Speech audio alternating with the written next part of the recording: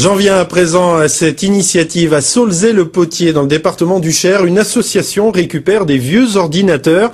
Des bénévoles les recyclent et en font bénéficier les plus démunis moyennant une petite somme. Valentine Poncy, Jean-Pierre Grandidier.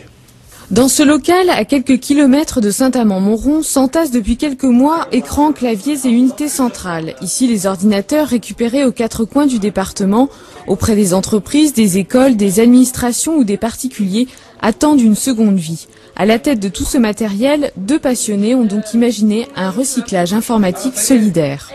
L'idée, c'était de dire que ces ordinateurs en logiciel libre peuvent convenir pour des personnes qui n'ont pas forcément accès à l'informatique vu les coûts des ordinateurs. Même s'ils ont beaucoup baissé, pour quelqu'un qui a peu de revenus, c'est assez difficile d'avoir accès à l'informatique. Le premier but, c'est de démocratiser l'informatique dans les foyers.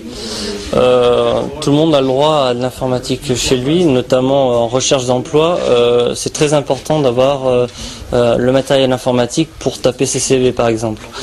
Donc c'est le premier but. Le deuxième but, c'est de promouvoir le logiciel libre. C'est une alternative au logiciel payant en fait. Une fois retapés, les PC sont en effet dotés de logiciels de type Linux, gratuits, faciles d'accès et plus légers. Une quinzaine de bénévoles ont déjà répondu à l'appel.